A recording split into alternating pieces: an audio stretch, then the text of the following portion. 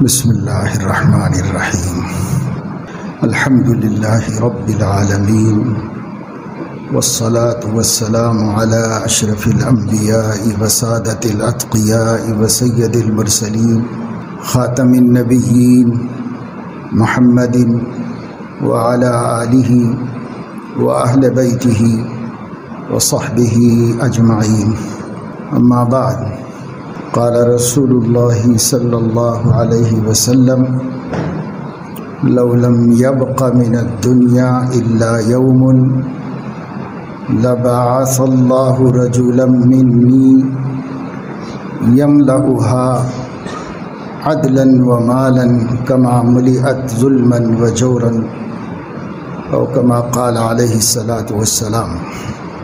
نبی کریم صلی اللہ تعالی علیہ وسلم کے معجزات میں سے ایک اہم معجزہ قیامت تک آنے والے حالات اور واقعات کی خبر دینا ہے۔ یہ کوئی معمولی بات نہیں، اپنے دور سے لے کر ہر دور کے احوال سے امت کو باخبر کرنا اور قرب قیامت کے حالات بتانا، دجال کی نشاندہی کرنا اور قیامت کے بالکل آخری علامات، جن کو علامات کبریٰ کہا جاتا ہے، ان کے بارے میں دو ٹوک خبر دیں۔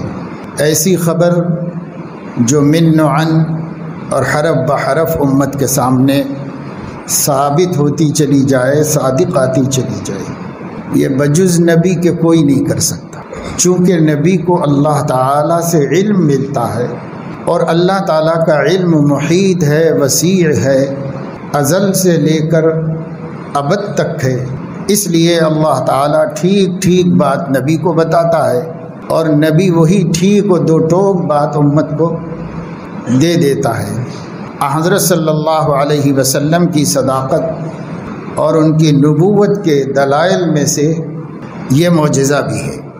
بہت سے معجزے آپ کو عطا کیے گئے ہیں، ان میں یہ بھی معجزہ اہم معجزہ ہے کہ آپ نے قیامت تک کے حالات سے امت کو باخبر کر دیا ہے۔ ان حدیثوں کو، ان باتوں کو، ان واقعات کو جو آپ نے بیان فرمائے، محدثین کی اصطلاح میں الفتن کہا جاتا ہے۔ فتن فتنے کی جمع ہے، اور فتنہ عربی زبان کا لفظ ہے۔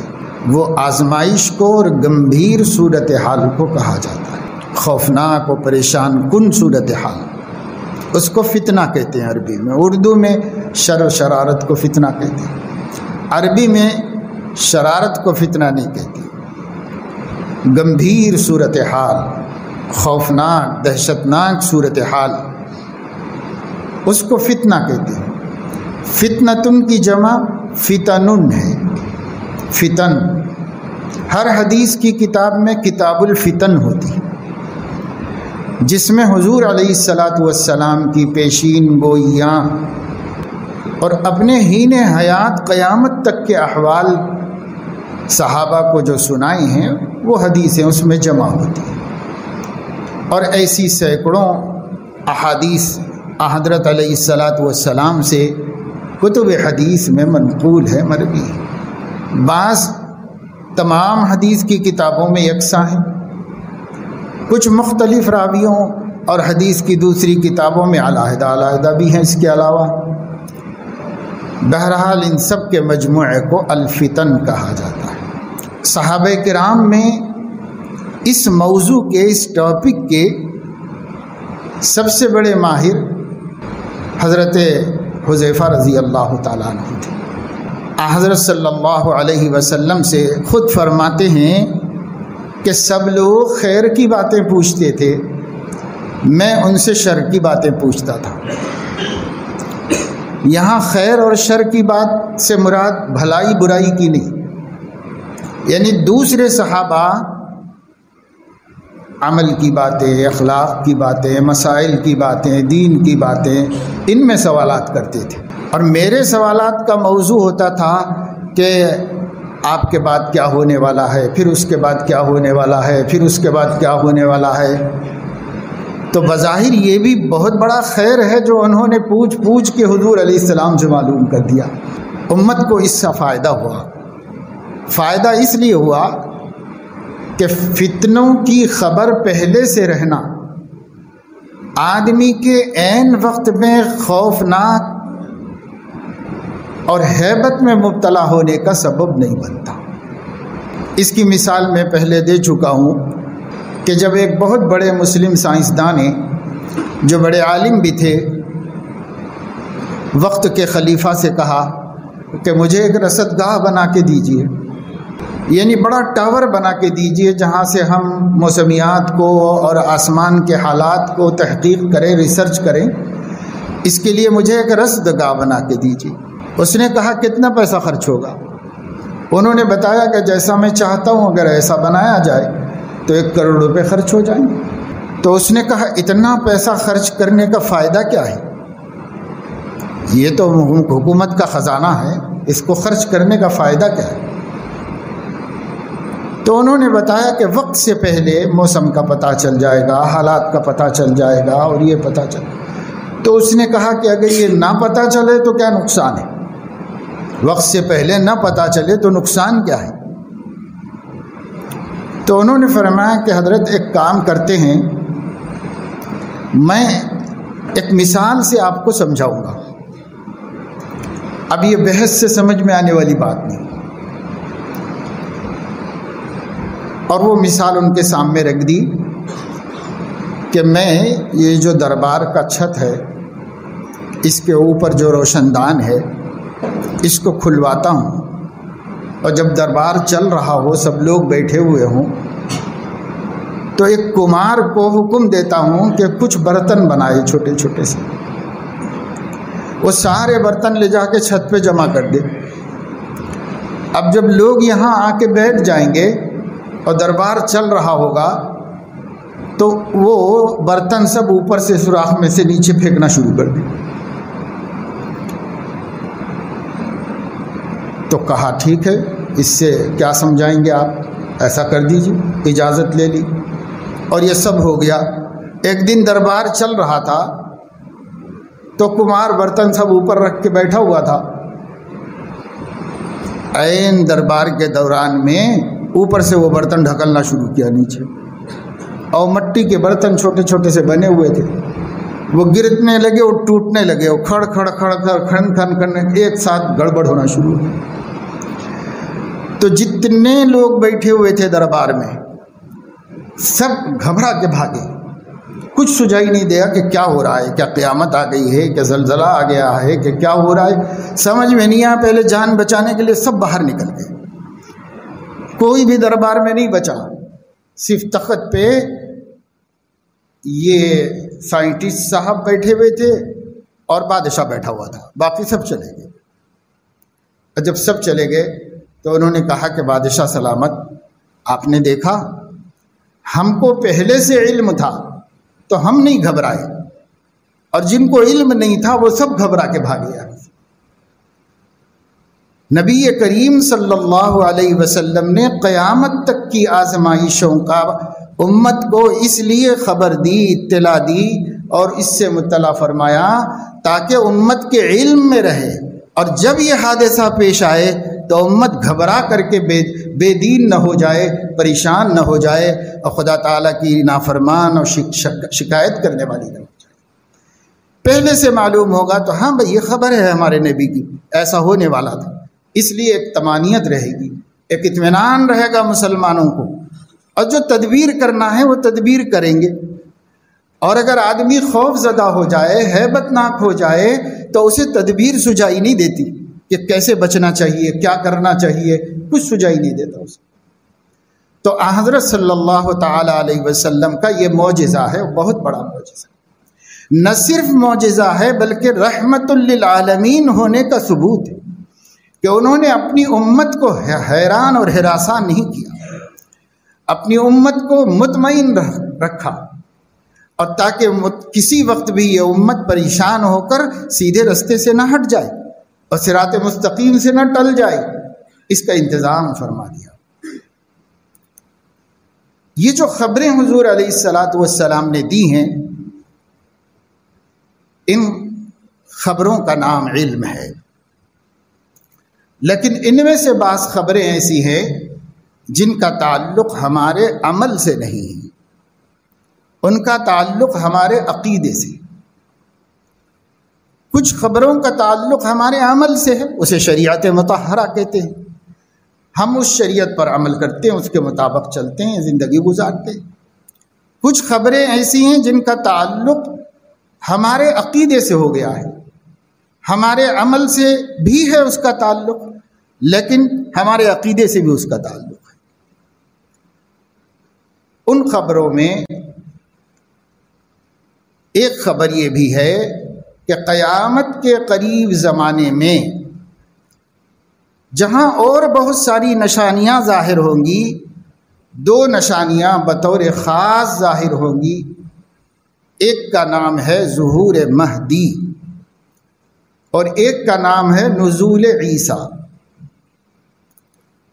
یہ دو نشانیاں قیامت کے بالکل قریب میں، بس اس کے بعد زیادہ عرصہ باقی نہیں رہے گی یہ کائنات، اس کے بعد بہت جلدی ختم ہو جائے گی۔ یہ دو نشانیاں حضور علیہ الصلاۃ والسلام کی دی ہوئی خبروں میں حدیث کی کتاب الفتن میں محدثین نے بڑے اہتمام سے جمع کی ہیں اور نقل کی۔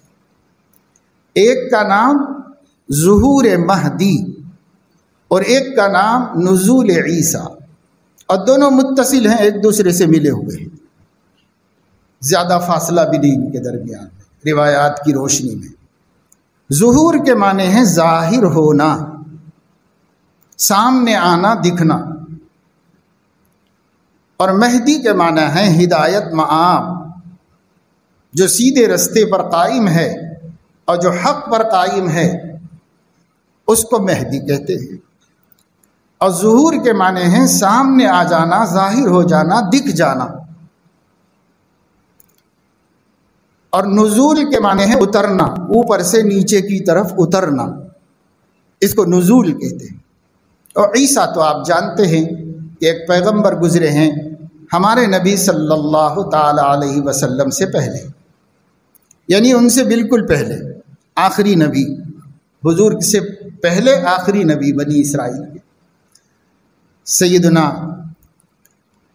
عیسیٰ ابن مریم علی نبینا وعلیہ الصلاۃ والسلام، بہت اللہ تعالیٰ کے مقبول اور پیارے بندے ہیں۔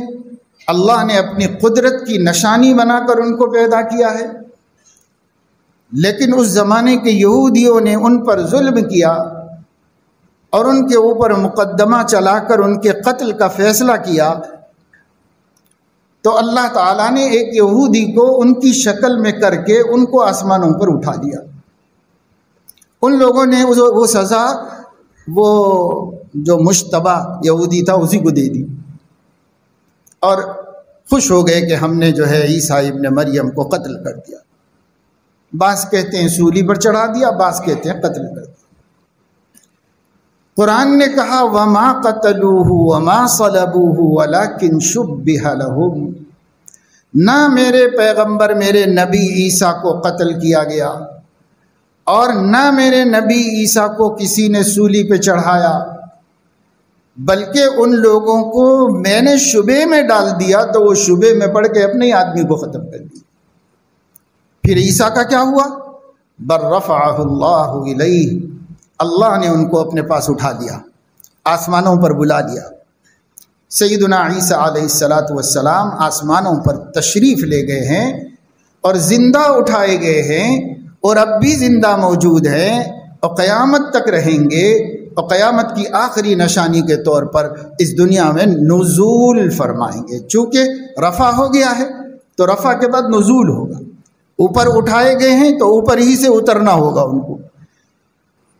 ان کا انتقال نہیں ہو گیا کہ وہ زمین میں دفن کر دیے گئے ہو، اگر زمین میں دفن کر دیے گئے تھے تو نیچے سے نکلتے، لیکن زمین میں دفن نہیں کیے گئے۔ زمین میں تو مرنے والے کو دفن کیا جاتا ہے، زندہ کو اللہ نے آسمان پہ اٹھا لیا تھا۔ اس لیے وہ آسمان پہ چلے گئے۔ یہ قرآن کی صریح آیتیں ہیں، قرآن کریم کی صریح آیتوں کا کوئی انکار نہیں کر سکتا۔ یہ سب مسلمانوں کا عقیدہ ہے کہ عیسیٰ علیہ السلام مرے نہیں، قادیانی کہتا ہے کہ مر گئے ہیں، لیکن کوئی مسلمان نہیں مانتا کہ حضرت عیسیٰ علیہ السلام کا انتقال ہوا ہے۔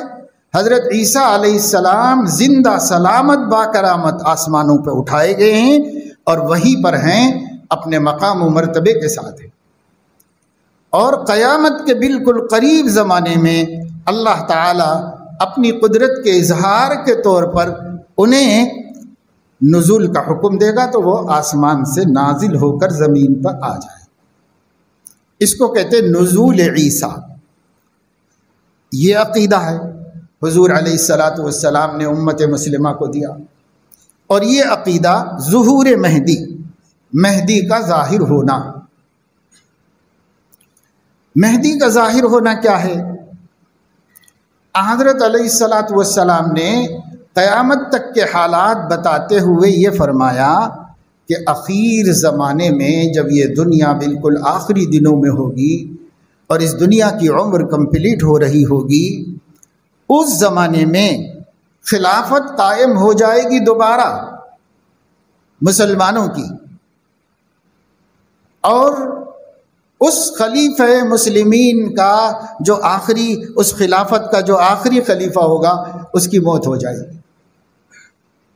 اس کی موت ہو جائے گی تو 3 شہزادے خلافت کو لینے کے لیے آپس میں لڑ پڑیں گے۔ ان کے اس لڑنے بھگڑنے جھگڑنے کے نتیجے میں فتنہ قائم ہو جائے گا، دنیا کا امن ختم ہو جائے گا، سارے عرب ممالک خطرے کے اندر پڑ جائیں گے، خون خرابے ہوں گے، ظلم و جور ہوگا، ناانصافیاں ہوں گی، کوئی حکومت بن نہیں پا رہی ہے۔ ایسے حالات کے اندر لوگ خوف زدہ اور پریشان ہوں گے، کوئی پرسان حال مسلمانوں کا نہیں ہوگا، کوئی مسلمانوں کا نجات دہندہ نہیں ہوگا ان مظالم سے۔ جس کی لاٹھی اس کی بھینس ہو جائے گی۔ کمزور لوگ طاقتور لوگوں سے ظلم پر ظلم اٹھاتے رہیں گے اور تکلیف پہ تکلیف اٹھاتے رہیں گے۔ سارا عرب جو ہے وہ شر و فساد کا مجموعہ بن جائے، خوف، دہشت، بے چینی، بدامنی لوگوں کے اندر پھیل جائے گی۔ ایسے وقت میں کسی کو خلیفہ چننے کے واسطے جو جھگڑا چل رہا ہے، اس جھگڑے سے ڈر کر کے ایک بندہ مدینہ منورہ کے اندر ہوگا، جو مدینہ منورہ میں پیدا ہوا ہوگا، عام لوگوں کی طرح پیدا ہوا ہوگا، البتہ خاندان قریش میں پیدا ہوا ہوگا، اور حضرت فاطمہ کی اولاد میں پیدا ہوا ہوگا، حسنی النسب ہوگا، یعنی سیدنا حسن رضی اللہ تعالیٰ عنہ کی اولاد میں سے ہوگا۔ اس کا نام محمد ہوگا اور اس کے والد کا نام عبداللہ ہوگا۔ وہ کشادہ چہرے والا، خوبصورت ناک والا اور نہایت وجیح اور شکیل و خوبصورت ہوگا۔ اس بندے کو یہ ڈر لگے گا کہ کہیں لوگ یہ خلافت میرے سر پہ نہ ڈال دیں، کیونکہ مدینے کے لوگ اس کو جانتے ہوں گے، وہ قریب 40 برس کی عمر کا ہوگا، لوگوں کو ان کے صلاح، ان کا تقوی، ان کی پرہیزگاری، ان کی دیانت و امانت، ان کا تعبد، ان کا اللہ تعالیٰ کے ساتھ تقرب، یہ سب چیزیں ان کے محلے میں، خاندان میں معروف ہوں گی۔ تو وہ یہ سمجھیں گے کہ لوگ کہیں مجھے ہی دیانت دار امانت دار کہہ کر یہ مصیبت لا کے میرے سر پہ نہ رکھ دے خلافت، تو وہ وہاں سے نکل جائیں گے خرج ہاربا۔ جیسے حضرت علیہ السلام کے بارے میں یہی الفاظ ہیں کہ خرج ہاربا من مکہ تھا، مکے سے نکل کے مدینہ چلے گئے تھے حضور علیہ السلام۔ یہ بندہ مدینے سے نکل کے مکہ چلا جائے گا، کیونکہ مکے میں کوئی ان کو جاننے والا نہیں ہوگا، تو سوچیں گے وہاں جا کے امن و امان سے رہ جائیں، بھائی یہ سب لوگوں کے نظر میں ہی نہیں رہیں گے، ہم وہاں چلے جائیں گے۔ لیکن کیسے چلے جاتے؟ جب وہ گئے مکہ تو اللہ تبارک و تعالی شانہ اہل مکہ میں جو اصحاب نظر ہیں ان لوگوں کو ان کا تعارف ہو جائے گا، وہ لوگ انہیں حرم میں دیکھ کے پہچان لیں گے، اور وہ جس جگہ پر رہتے تھے جہاں اپنے آپ کو مٹا کر اور چھپا کر رکھا ہوا تھا، تو اہل مکہ انہیں پکڑ کے وہاں سے باہر لائیں گے، حرم میں لائیں گے، رکن اور مقام کے درمیان میں بٹھا کر اہل مکہ زبردستی ان کے ہاتھ پر بیعت کریں گے۔ وَهُوَ لَهَا كَارِهًا، حضور علیہ السلام فرما رہے ہیں وہ بالکل پسند نہیں کر رہے ہوں گے مگر لوگ زبردستی کریں گے۔ اب اس کے بعد جب ان کی بیعت کر لیں گے تو اللہ تبارک و تعالی شانہ کی طرف سے ان کی آزمائشیں شروع ہو جائیں گی۔ ایک لشکر آئے گا حرم شریف پر حملہ کرنے کے واسطے، اور جب یہ حرم شریف پر حملہ کرنے کے لیے چلا ہوگا اور آ رہا ہوگا، ان کا منشا یہ ہوگا کہ حرم پہ حملہ کرو اور جس کو خلیفہ تسلیم کر لیا گیا ہے اسے بھی ختم کر دو۔ تو اللہ تبارک و تعالی شانہ کا غیبی نظام یہ ہوگا کہ جب یہ لشکر مکے کے باہر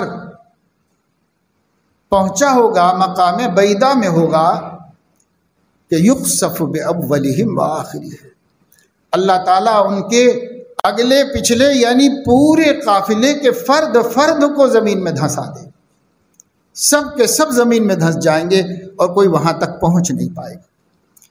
بعض حضرات نے احادیث کو سامنے رکھ کر یہ کہا ہے کہ جب وہ کعبۃ اللہ پہ حملہ کر کے واپس لوٹ رہا ہوگا تب دھنسے گا، لیکن جمہور یہ فرماتے ہیں کہ نہیں، جانے ہی نہیں پائے گا، اس سے پہلے ہی اللہ اس کو دھنسا دیں گے، وہاں پر وہ دھنس جائے گا زمین کے اندر۔ اس واقعے کا چرچا ہوگا سب طرف کہ جو اللہ کے اس خلیفہ کے ساتھ دشمنی کرنے کے لیے آیا تھا وہ سب کے سب برباد ہو گئے، گویا نصرت الہی اس شخص کے ساتھ میں ہے، اللہ کی مدد اس کے سامنے ہے۔ اس کا چرچا ہوگا اطراف عالم کے اندر۔ تو عراق و شام کے اللہ کے نیک و خاص بندے جو ہوں گے وہ سب سفر کر کے مکہ مکرمہ آئیں گے اور وہ سب کے سب اس بندے کے ہاتھ پہ بیعت کریں گے اور ان کی خلافت کو قبول کریں گے اور تسلیم کریں گے۔ اس کے بعد ایک قریشی خاندان قریش کا ایک فرد قبیلہ بنو کلب کا ایک لشکر تیار کر کے اس لشکر کو مہدی پر حملہ کرنے کے لیے بھیجے گا۔ یہ لشکر جب آئے گا تو جو لوگوں نے ان کے ہاتھ پر بیعت کی ہے یہ مبایعین خود اس سے نمٹ لیں گے۔ اللہ تعالیٰ اہل ایمان کو، اہل حق کو اس لشکر پہ غلبہ عطا فرمائیں گے اور ان کا ڈھیر سارا اسلحہ، مال و دولت سب غنیمت میں پکڑا جائے گا۔ پھر یہ غنیمت وہ مجاہدین میں تقسیم کر دیں گے، سب اس کے اندر بانٹ دیں گے۔ اس کے بعد اللہ تبارک و تعالی شانہ ان کو غالب فرما دے گا اور جو طاقتیں برا سوچنے والی تھیں، شر و فساد کرنے والی تھیں، سب مغلوب ہو جائیں گے۔ تو یہ وہاں سے نکلیں گے، آگے بڑھیں گے، عالم میں جگہ جگہ تشریف لے جائیں گے اور جہاں جائیں گے اللہ فتح اور غلبہ دے گا، جہاں جائیں گے اللہ فتح و غلبہ دے گا۔ پھر ان کا دور عدل کا، انصاف کا اور ایمان کا اور توحید کے غلبے کا ایسا ہوگا کہ اس کی برکت سے زمینوں کی پیداوار بڑھ جائے گی، بے انتہا پیداوار ہونے لگے گی، وقت پر بارشیں ہوں گی اور ان بارشوں سے لوگوں کو بہت نفع ہوگا اور اموال تجارت میں برکت ہو جائے گی اور اللہ تعالیٰ خزائن زمین کو ابلوا دیں گے اور یہ خزانے سب ان کے ہاتھ میں لگیں گے اور وہ مسلمانوں میں بانٹیں گے اور تقسیم کریں گے اور پورے عالم کو عدل اور انصاف اور امن و امان کا ماحول فراہم کر دیں گے۔ اس وقت کوئی زکوٰۃ لینے والا نہیں ہوگا، ہر آدمی مرفہ الحال ہوگا، ہر آدمی خوشحال زندگی گزار رہا ہوگا۔ یہ سب ان کے دور کے اندر ہوگا۔ اسی دور میں دجال کا فتنہ وجود میں آئے گا اور اس کی خبریں سامنے آتی رہیں گی اور اس کے سلسلے میں یہ فکریں کرتے رہیں گے جو اس وقت کے امام المسلمین ہوں گے، خلیفہ راشد ہوں گے، اللہ کے خاص معید اور تائید کیے گئے بندے ہوں گے جن کے ساتھ اللہ کی مدد و نصرت ہوگی، وہ اس فکر میں لگے ہوئے رہیں گے اور انتظار کر رہے ہوں گے کہ اللہ نے دجال کے مقابلہ کا جس کی قسمت میں کام رکھا ہے وہ کب تشریف لائیں گے، ان کے انتظار میں ہوں گے۔ ایک دن صبح کی نماز کی اذان ہوگی اور صبح کی نماز کی اذان کے بعد اقامت ہوگی، اقامت کے بعد یہ اللہ کا خاص بندہ جس کا لقب خود حدیثوں میں المہدی دیا گیا ہے، یہ نماز پڑھانے کے لیے جو امام المسلمین ہوں گے، نماز پڑھانے کے لیے مصلی پر بڑھ چکے ہوں گے، اتنے میں سیدنا عیسیٰ علی نبینا وعلیہ الصلاۃ والسلام اپنے تمام تر کمالات نبوت کے ساتھ، اپنے خصائص کے ساتھ، اپنے حسن و جمال کے ساتھ آسمانوں سے زمین پر اتر چکے ہوں گے، اور چونکہ نماز ہو رہی تھی تو سیدھے نماز میں تشریف لائیں گے، جماعت میں پہنچ جائیں گے۔ جب سیدنا مہدی کو پتہ چلے گا کہ حضرت عیسیٰ تشریف لا چکے ہیں تو وہ سوچیں گے کہ نبی کی موجودگی میں دوسرا کیسے نماز پڑھا سکتا ہے، اس لیے وہ مصلی سے الٹے پاؤں پیچھے ہٹیں گے۔ جیسے سیدنا ابو بکر نماز پڑھا رہے تھے اور حضور علیہ السلام کہیں سے کسی جگہ گئے ہوئے تھے تو نماز شروع کر دی تھی حضرت ابو بکر نے، مگر آپ آ گئے تو آپ صفیں چیرتے ہوئے سامنے آنے لگے، محسوس کر لیا تو رجع قہقرا، الٹے پاؤں اسی طریقے سے پیچھے کی طرف چلنے لگے، پیچھے ہٹنے لگے۔ حضرت علیہ السلام نے اشارہ کیا وہیں رہو، نماز پڑھاتے رہو، لیکن پھر بھی حضرت ابو بکر پیچھے چلے گئے۔ بہرحال حضرت علیہ السلام نے نماز پڑھائی، حضرت ابو بکر مکبر بن گئے اس وقت میں۔ بعد میں حضور علیہ السلام نے فرمایا کہ ابو بکر جب میں نے کہہ دیا تھا کہ تم ہی تکمیل کر لو تو پیچھے کیوں آ گئے؟ انہوں نے کہا کہ یا رسول اللہ، ابو قحافہ کے بیٹے کی یہ مجال نہیں تھی کہ نبی کے آگے نماز پڑھائے، بس میرے بساط میں نہیں تھا، میں پیچھے ہٹ گیا۔ حضرت علیہ السلام نے کچھ نہیں فرمایا، اس پر تو کوئی تبصرہ نہیں کیا۔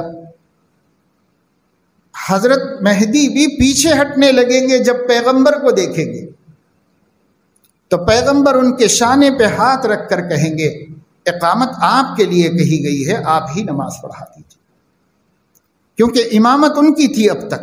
امامت سے مراد نماز کی امامت نہیں، امام کہتے ہیں مسلمانوں کے امیر، تو امامت ان کی چل رہی تھی۔ حضرت عیسیٰ آئیں گے تو امامت حضرت عیسیٰ کو چلی جائے گی، یعنی مسلمانوں کی خلافت و امارت، کیونکہ وہ افضل ہیں سب سے، اس لیے ان کو چلی جائے گی۔ اسی وجہ سے حضرت مہدی پیچھے ہٹیں گے تو وہ شانے پہ ہاتھ رکھ کے کہیں گے اقامت آپ کے لیے کہی گئی ہے، آپ امامت کیجیے۔ حدیث میں ہے کہ حضرت عیسیٰ علیہ الصلاۃ والسلام کے الفاظ یہ ہوں گے، اللہ نے اس امت کو امت میں سے ائمہ عطا فرمائے اس امت کی کرامت و شرافت و بزرگی بڑھانے کے واسطے، چنانچہ وہ نماز تو حضرت مہدی پڑھائیں گے اور حضرت عیسیٰ ان کے پیچھے پڑھیں گے۔ یہ اس امت کی عزت بڑھانے کے واسطے اللہ تعالیٰ نے ایسا مقدر فرما دیا ہے کہ اس امت کا ایک فرد امامت کرے اور ایک نبی ان کے پیچھے اقتدا کرے۔ تکرمت اللہ علیہ، اس امت کے لیے اللہ کا اکرام ہے، اس امت کا، ہمارے نبی پاک صلی اللہ علیہ وسلم کے طفیل اور برکت سے۔ لیکن اس کے بعد سے پھر وہ امام ہو جائیں گے حضرت عیسیٰ علیہ السلام، اور امام المسلمین یعنی مسلمانوں کے خلیفہ اب وہ ہو جائیں گے۔ یہ سلسلہ اور یہ جو کام اور یہ جو زمانہ اس اللہ کے خاص اور نیک بندے کو دیا گیا ہے، اس کے بارے میں احادیث سے چلتا ہے کہ یہ 7 یا 9 برس کا عرصہ ہو، 7 سال یا 9 سال، یا تو 7 سال میں مکمل ہو جائے گا یہ کام جو اللہ کو ان سے لینا تھا، یا 9 سال میں مکمل ہو جائے گا۔ اب حضرت عیسیٰ تشریف لے آئے اور حضرت عیسیٰ علیہ السلام امام المسلمین ہو گئے۔ انہی کے زمانے میں حضرت مہدی وصال فرما جائیں گے اور مسلمان ان کی نماز جنازہ پڑھ کر انہیں اللہ کے حوالے کر دیں۔ یہ تقریباً 20 سے زائد صحابہ کرام سے 50 سے زائد روایتیں اس خاص بندے کے بارے میں آئی ہیں۔ ان کو حضور علیہ السلام نے رجلن کہا ہے، ایک خاص بندہ، ایک اہم بندہ، ایک خاص بندہ اللہ کا، یہ فرمایا ہے۔ اور بعض روایتوں میں آپ نے ان کی صفات بیان کرتے ہوئے المہدی فرمایا ہے، کیونکہ وہ ہدایت یاب اور اللہ کی طرف سے مدد کیے گئے ہیں۔ المہدی یہ خطاب ہو گیا ان کا، نام ان کا محمد، والد کا نام عبداللہ۔ اب بہت سی روایتیں مختلف باتیں بیان کرتی ہیں، لیکن جو روایتیں اعتبار کے درجے میں ہیں محدثین کے نزدیک، جن پر بھروسہ کیا جا سکتا ہے، ان روایتوں کی روشنی میں میں نے آپ کے سامنے جتنا خلاصہ بتایا ہے، اس بندے کے بارے میں یہ سب باتیں حضور علیہ السلام نے بتائی۔ ایک آدھ اور کوئی بات چھوٹ گئی ہوگی، لیکن اہم باتیں جو تھی میں نے آپ کو بتا دی، جو احادیث میں مشترک ہے یہ باتیں۔ اور اس کی خبریں مختلف طریقوں سے بھی آئی ہیں۔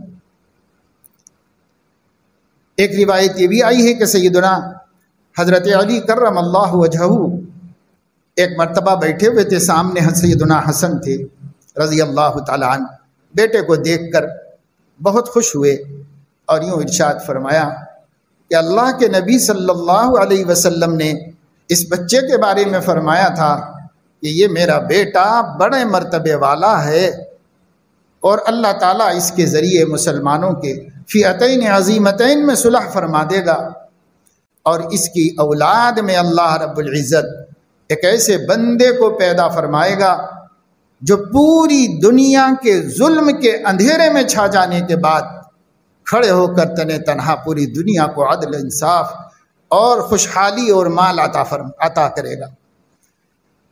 تو حضرت علی نے بھی اس روایت کو بیان فرمایا اپنے بیٹے کو نشاندہی کر کے، انہی کی اولاد میں ہوں گے۔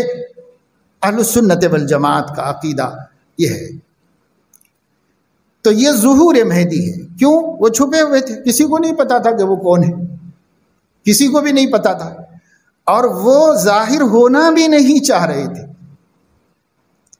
تمام معتبر روایات میں یہ بات موجود ہے کہ اللہ کے نبی صلی اللہ علیہ وسلم نے فرمایا وہ ظاہر ہونا نہیں چاہ رہے تھے، وہ لوگوں سے بچنا چاہ رہے تھے اور چھپنا چاہ رہے تھے، لیکن قدرت کے انتظام سے وہ ظاہر کر دیے گئے اور وہ ظاہر ہو گئے، اور یوں انہیں ماننا پڑا اور قبول کرنا پڑا، اور ان کی کراہت کے باوجود انہیں قبول کرنا پڑا۔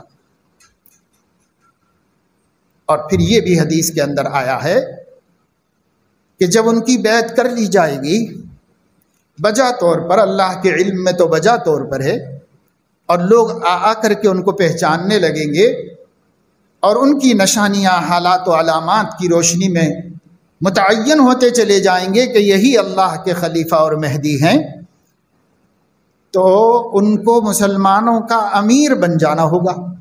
یہ بیعت کہے کی ہے؟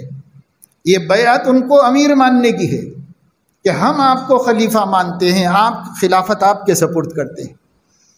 یہ ان کو امیر اور خلیفہ تسلیم کرنے کی بیعت تھی۔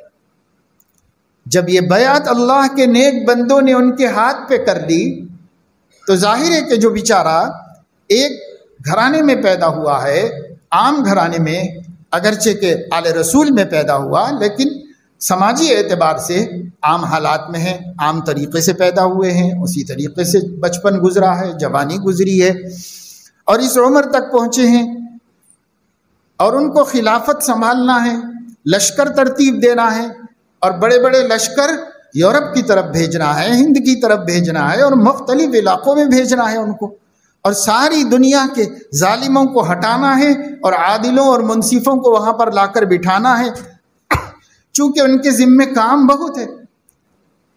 اس کام کی باقاعدہ ان کو کہیں تربیت نہیں ہوئی ہے، وہ کسی خلیفہ کے بیٹے نہیں ہیں، وہ کسی بادشاہ کے بیٹے نہیں ہیں، وہ آل رسول میں ایک متقی گھرانے اور سادات کی اولاد میں سے ہیں۔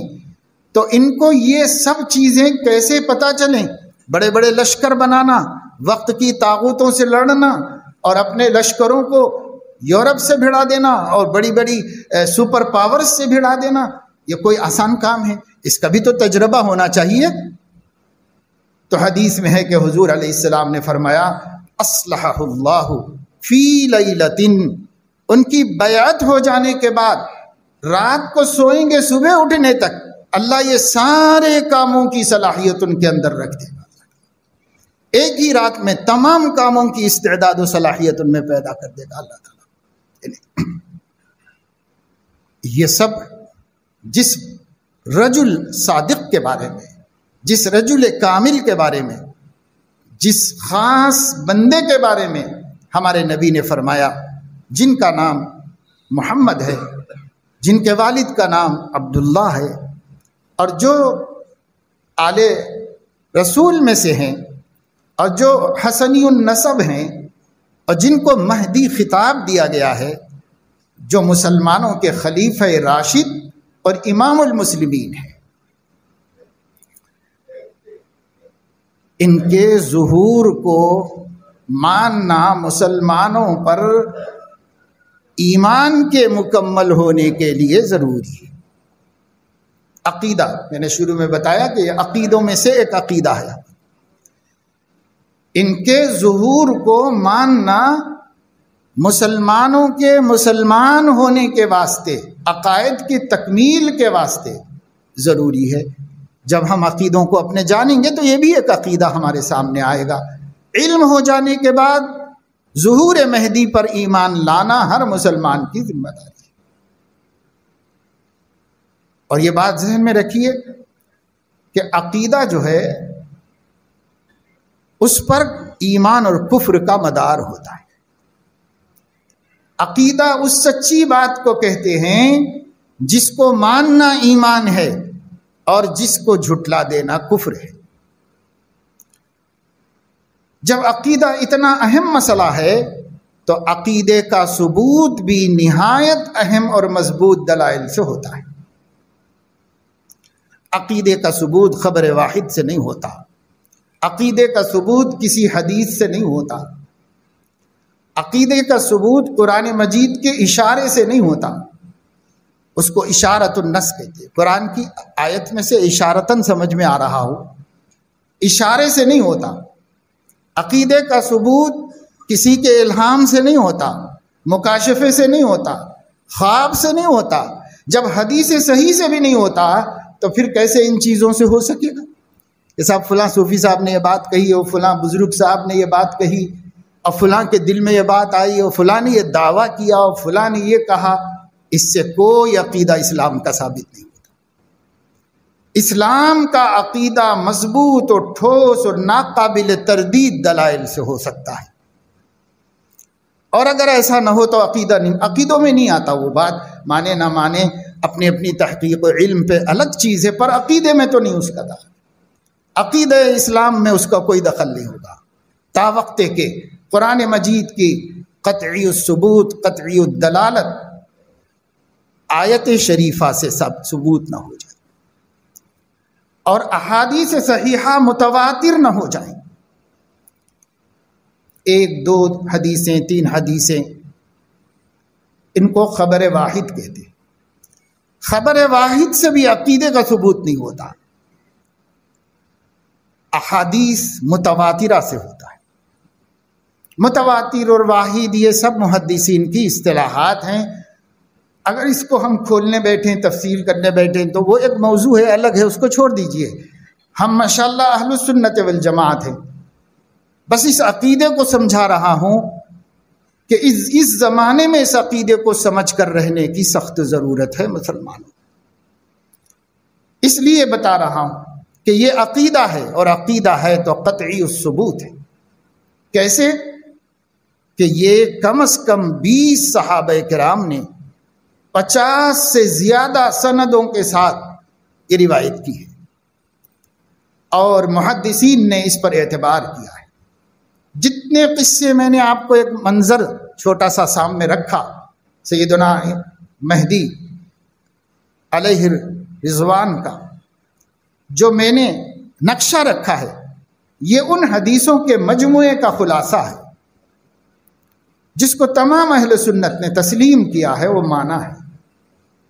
یہ مجموعہ احادیث میں سے بعض صحیح ہیں، بعض حسن ہیں، بعض ضعیف ہے، لیکن ان تینوں کو بھی ملا کر علماء نے قبول کر لیا ہے، اور اسے ایک دوسرے کی تائید اور ایک دوسرے کی تقویت کے ساتھ اس درجے پر یہ مسئلہ پہنچ گیا کہ ظہور مہدی کی احادیث معنی کے اعتبار سے متواتر ہے، لہذا مسلمانوں کے عقیدے کا حصہ بن گیا۔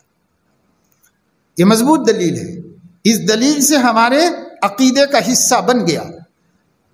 اگر کوئی آدمی یوں کہے میں نہیں مانتا کہ کوئی مہدی قیامت کے قریب ظاہر ہونے والے ہیں، تو اس شخص کا ایمان باقی نہیں رہتا۔ ظہور مہدی کے مطلق عقیدے پر ایمان سب مسلمانوں کے لیے ضروری ہے، لیکن مہدی کی صفات کے سلسلے میں آئی ہوئی روایات جو الگ الگ ہیں ان پر ایمان لانا ضروری نہیں، ان پر ایمان لانا ضروری نہیں ہے، لیکن ایک مہدی کے ظاہر ہونے پر ایمان لانا ضروری ہے۔ یہ مجموعی طور پر ایک دوسری مثال سے سمجھیے۔ حضرت صلی اللہ تعالی علیہ وسلم کو اللہ تعالی نے معجزہ عطا فرمایا تھا، معجزات، سینکڑوں معجزات اللہ تعالیٰ نے عطا فرمائے تھے۔ ہر مسلمان کے مومن ہونے کے لیے یہ ضروری ہے کہ وہ نبی کے معجزات پر ایمان لائے۔ یہ ہر مسلمان کے لیے ضروری ہے کہ انبیاء علیہ السلام معجزات دیے جاتے ہیں، اس بات پر ایمان لائے۔ لیکن ایک ایک معجزہ جس حدیث میں آیا ہے اس معجزے پر ایمان لانے کا حکم نہیں ہے۔ اگر کوئی نہ لائے تو وہ کافر نہیں ہو جاتا۔ اگر کوئی کہے مثال کے طور پر معراج، تو معراج جسمانی طور پر معراج کا حضور علیہ السلام کا ایک دفعہ آسمانوں پر جانا میں مانتا ہوں، لیکن یہ قصہ مجھے سمجھ میں نہیں آیا، یہ قصہ مجھے سمجھ میں نہیں آیا، تو اس سے وہ کافر نہیں ہوگا۔ وہ معجزے پر ایمان رکھتا ہے، لیکن فلاں معجزے پر اس کو اشکال ہو رہا ہے تو اس سے کافر نہیں ہوگا۔ فرق دو چیزوں کا فرق ہے، سمجھ رہے ہوں گے نا۔ ایک ہے معجزے کا انکار کہ انبیاء کو معجزات دیے جاتے ہیں، خرق عادت، جو دوسرا نہیں کر سکتا وہ نبی سے صادر ہو سکتا ہے، اس پر ایمان لانا یہ تو فرض ہے۔ اگر اس کا انکار کر دے تو کافر ہو جائے گا۔ لیکن جو معجزات حدیثوں میں آئے ہیں ان میں سے بعض معجزوں پر کسی کو اشکال ہو اور وہ قبول نہ کرے تو اس سے کافر نہیں ہوگا۔ اسی طریقے سے مطلقاً ظہور مہدی کے عقیدے پر ایمان مومن ہونے کے لیے بالکل کافی ہے۔ اب اگر اس کی جزیات کو وہ نہیں مانتا تو نہیں ماننے سے کافر نہیں ہو جائے گا، نہیں ماننے کے باوجود مسلمان رہے گا۔ لیکن اگر اس کو انکار کر دے کہ میں ظہور مہدی کو نہیں مانتا تو وہ کافر ہو جائے گا۔ اس اعتبار سے یہ ہمارا عقیدہ ہے۔ پھر ان کے ہی دور کے آخر میں نزول عیسیٰ ہوگا، اس پر بھی ایمان لانا ضروری ہے۔ نزول عیسیٰ کے بعد حضرت عیسیٰ علیہ السلام اس کائنات کو سنبھالیں گے۔ پھر جب حضرت عیسیٰ علیہ السلام دجال کو یروشلم کے مقام لد پر پکڑ کے قتل کر دیں گے، کیونکہ دجال کے قاتل کوئی نہیں ہے حضرت عیسیٰ کے علاوہ۔ صحیح بخاری میں حدیث ہے کہ حضور علیہ السلام کو ایک یہودی بچے کے بارے میں پتہ چلا کہ وہ عجیب و غریب حرکتیں کرتا ہے، تو حضور علیہ السلام نے فرمایا کہ کیا یہی دجال تو نہیں ہے، کہیں بڑا ہو کے دجال بن جائے گا؟ تو حضرت علیہ السلام متعدد مرتبہ اس کے قبیلے میں، اس کے محلے میں گئے۔ وہ ایک باغ تھا بنو قریظہ کے باغات میں سے، اس کے ایک خاندان کا بچہ تھا، صاف اس کا نام تھا، بچے کا نام، اس کے باپ کا نام سیاد۔ تو حضور علیہ السلام کئی دفعے گئے، اور ایک دفعے جا کر آپ نے اس بچے سے پوچھا کہ کیا تم مجھے اللہ کا رسول مانتے ہو؟ تو اس نے کہا میں آپ کو امیین کا رسول مانتا ہوں، یعنی وہ تو بنی اسرائیل میں سے تھا، کہ ہمارا رسول نہیں مانتا، اور عربوں کا رسول مانتا ہوں آپ کو۔ تو حضور علیہ السلام سے پھر اس نے پوچھا کیا آپ مجھے اللہ کا رسول مانتے ہیں؟ تو حضور علیہ السلام نے فرمایا اس کے اوپر اللہ تعالیٰ کی طرف سے معاملہ مشتبہ کر دیا گیا۔ پھر بہت سی باتیں ہوئیں، حضرت علیہ السلام نے اس کو آزمایا، کئی سوالات فرمائے، یعنی سورہ دخان کی ایک آیت دل میں سوچ لی حضور علیہ السلام نے، اور اس سے پوچھا کہ میں اس وقت کیا دل میں سوچا ہوا ہوں؟ تو اس نے پوری آیت تو نہیں پڑھی، بلکہ اتنا کہا کہ دخ، یعنی دخان کچھ آپ کے ہے دل کے اندر۔ فرمایا کیا تجھے نظر آتا ہے؟ کہا میرے پاس صادق بھی آتا ہے، کاذب بھی آتا ہے۔ حضرت علیہ السلام نے فرمایا اس پر معاملے کو ملتبس کر دیا گیا ہے، اللہ تعالیٰ کی طرف سے التباس ہو گیا ہے اس کے اوپر۔ پھر حضور علیہ السلام سے حضرت عمر نے کہا کہ یا رسول اللہ اجازت فرمائیے کہ میں اس کو قتل کر دوں، ساتھ میں تھے حضرت عمر۔ تو حضور علیہ السلام نے فرمایا کہ نہیں کرو، اس لیے کہ اگر یہی دجال بننے والا ہے بڑا ہو کر تو تم قابو نہیں پاؤ گے اس پر، قابو تو عیسیٰ، تم نہیں پا سکو گے قابو اس کے قتل پر، اور اگر نہیں بننے والا ہے تو ہم خامخواہ کسی کو کیوں قتل کر دیں، لہذا چلے گئے۔ خیر بعد میں یہ بندہ بڑا ہوا، مسلمان بھی ہوا، اور مختلف روایتیں بخاری شریف میں موجود ہیں، بالآخر کیا ہوا اس کا پتہ صحیح طریقے سے نہیں، لیکن مسلمان بھی ہوا، حج کرنے کے لیے بھی گیا، صاحب اولاد بھی ہوا، اور اس نے صحابہ سے کہا کہ بھائی دجال ہوتا تو بچے کہاں ہوتے، دجال ہوتا تو حج کیوں کرتا، دجال ہوتا تو مسلمان کیوں بنتا، کیونکہ صحابہ بڑے ہونے کے بعد بھی اس سے بہت ڈرتے تھے، کہیں قریب آتا تو دوسری طرف چلے جاتے تھے، وہ قریب آتا تو کہتے وہ ادھر بیٹھ جا کے، تو وہ کہتا تھا اب تو میرا جی یہ چاہ رہا ہے کہ رسی لٹکا کے درخت پہ خودکشی کر لوں، کوئی مجھے پسند نہیں کرتا، یعنی مگر وجہ صحابہ کی جو تھی وہ نفرت نہیں تھی، صحابہ کی وجہ ایمان کی حفاظت تھی کہ کہیں دجال نہ ہے، کہیں دجال نہ ہو، یہ ان کا ڈر تھا ان سے۔ خیر تو میں یہ بتا رہا ہوں کہ قاتل دجال کے سیدنا عیسیٰ علیہ السلام ہے،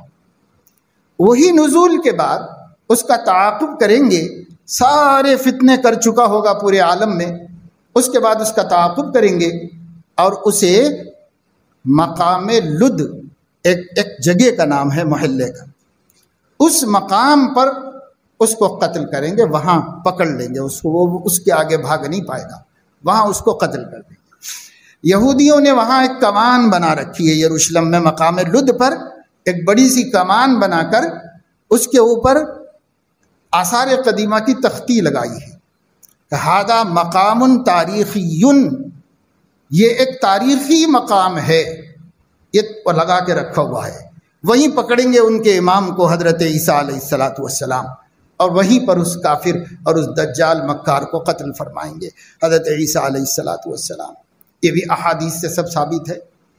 تو نزول عیسیٰ ایک عقیدہ ہے ہمارا، ظہور مہدی ایک عقیدہ ہے، یہ دونوں عقیدے مسلمانوں کو اسی طریقے سے مجمل، جتنا میں نے بتایا ہے اتنا مجمل طریقے پر احادیث صحیحہ کی روشنی میں، تمام اہل السنت والجماعت کے عقائد کی روشنی میں، ائمہ اربعہ، امام ابن تیمیہ، امام ابن قیم، امام ابن کثیر، سب کے سارے مسالک مسلمانوں کے، اہل السنت والجماعت کے، ظہور مہدی کے، ان احادیث پر یقین رکھتے ہیں، ان کو تسلیم کرتے ہیں، اور یہ جتنا خلاصہ میں نے بتایا ہے سب نے اس کو مانا ہے، اہل السنت میں کسی کا اختلاف اس سے نہیں ہے، سب نے اس کو مانا ہے۔